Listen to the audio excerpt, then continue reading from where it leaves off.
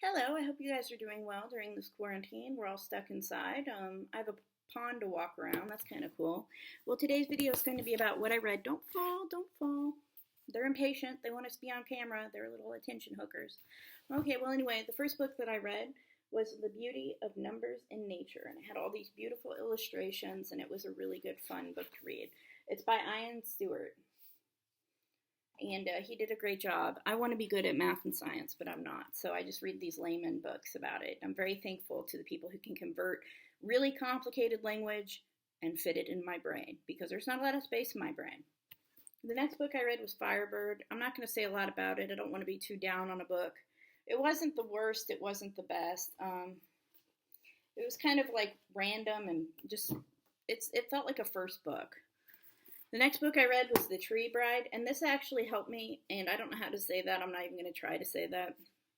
This helped me learn about show and tell a little better, because if you don't know me, I like to tell. I don't like to show, which is a problem, and my language isn't that evolved, because a couple years ago, I was pretty much word salad. Not like a disorganized schizophrenic, but my thought process was off track, so it was kind of strange. Like, I had all these paranoid notions and things. I still have them sometimes. Sometimes I'll just spurt out something random. I'm like, knock on the machine, make it work. Okay, the next book I read was by Nora Roberts, Jewels of the Sun. This was a good book. I enjoyed it. I don't care if people say that Nora Roberts is formulaic and boring and that she does the same thing over and over again, because she doesn't. She's just addicted to writing, and I'm very thankful for that. The other book that I've read recently is The Third Galaxy Reader, and it's 15 soaring, exciting, unpredictable stories about the world of outer space, edited by H.L. Gold. And I love these. I love these 1960s sci-fi novels, and I like the golden age of science fiction, because they really had some good ideas. But if you think propaganda is bad now, you should have seen it in the 1960s. We were always teaching those aliens how to be democracies. And they were just so backwards before we showed them. Kind of like Iraq.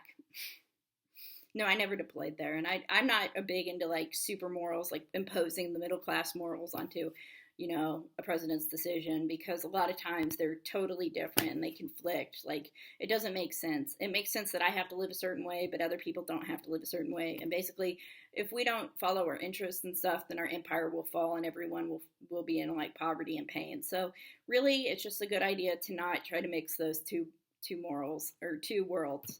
I don't care who. Yeah, I don't care. I'm working on this one right now. I really like Zenos Paradox and how it's been disproven by black body radiation. I find that fascinating too. I really want to be good at math and science. It's driving me nuts. So I hope everyone else has been doing well in the quarantine and staying safe. Mental health wise, I've been okay lately. I kind of had a rough go for a couple weeks during the last session of winter, because I'm not very good at winter. I have a hard time with it. It makes everything worse.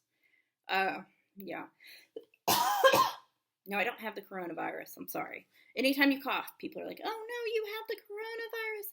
We have to run and hide. It's like, well, I don't know. Worse things have come through me than that. Like Breaking Benjamin.